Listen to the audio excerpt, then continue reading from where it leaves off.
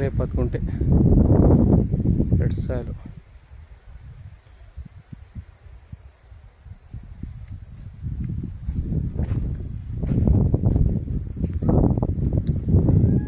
ಮರ ಕಾಣ್ತದೆ ಬರ್ತಕ್ಕಂಥ ಈ ಕಡೆಗೆ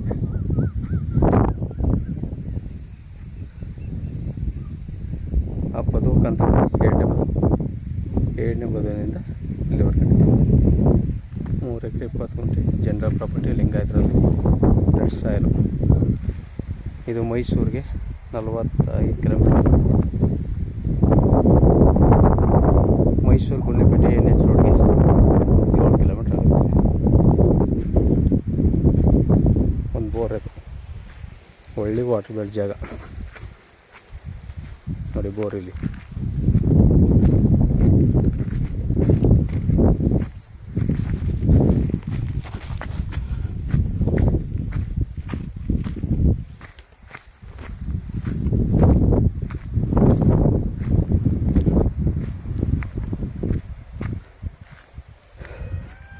ಬೋರ್ ಇದೆ. ಒಂದು ಕಡೆ ಫೆನ್ಸಿಂಗ್ ಆಗದೆ, ಇನ್ನು 3 ಕಡೆ ತಗೊಂಡವ್ರು ಹಾಕೋಬೇಕು.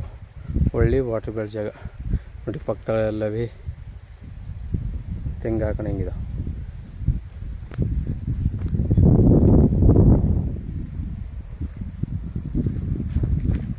ನೋಡಿ ಇಲ್ಲಿ ಒಬ್ಬರು ಮನೆ ಕಟ್ಕೊಂಡು ವಾಸ ಇದ್ದಾರೆ.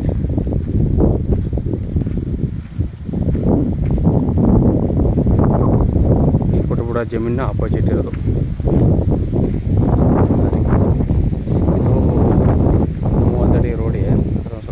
ಬೆಳ್ಕೊಬಿಟ್ಟು ಕ್ಲೀನ್ ಮಾಡಿಸ್ಕೋಬೇಕು ನೋಡಿ. ಪಕ್ಕದಲ್ಲಿ ಇಲ್ಲೇ ವಾಸ ಅವ್ರೆ.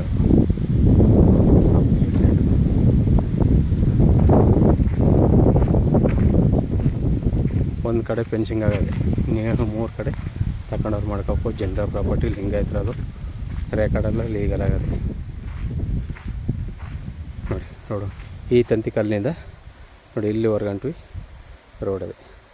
ರೋಡ್ನಿಂದ ಸಮಸ್ಯೆ ಇಲ್ಲ. ವಿಲೇಜ್ನಿಂದ ಒಂದು 500 ಮೀಟ್ರು ಇದೇ ಥರ ಮೆಟ್ಲಿಂಗ್ ರೋಡ್, ಮಣ್ಣು ರೋಡು ನೋಡಿ. ಪಕ್ಕದಲ್ಲಿ ತೆಂಗಿನ ತೋಟ ಆಗಿದ್ದು, ಒಳ್ಳೆ ತೋಟ, ಒಳ್ಳೆ ವಾಟರ್ ಬೆಲ್ಟ್ ಜಾಗ ನೋಡಿ. ಇಲ್ಲೇ ಮನೆ ಮಾಡ್ಕೊಂಡು ವಾಸ ಅವ್ರೆ. ಒಂದು ಕಡೆ ಪೆಂಡಿಂಗ್. ಇವರು 1 ಎಕರೆಗೆ 30 ಲಕ್ಷ ರೂಪಾಯಿ ಹಾಕ್ತಾರೆ. ವ್ಯಾಪಾರಕ್ಕೆ ಹೋಗ್ತಂದ್ರೆ ನೆಗೆಸಬಲ್ ಆಗುತ್ತೆ ನೋಡಿ. ಸೂಪರ್ ಆಗದೆ ಲ್ಯಾಂಡು, ಒಳ್ಳೆ ಚೌಕಾಕಾರವಾಗಿ ಸಮತಟ್ಟು ಹೋಗದೆ ನೋಡಿ. ಬೇಕು ಅಂದ್ರೆ ಕಡೆ ನಂಬರ್ ಕೊಡ್ತೀನಿ, ಕಾಲ್ ಮಾಡಿ. ಧನ್ಯವಾದಗಳು.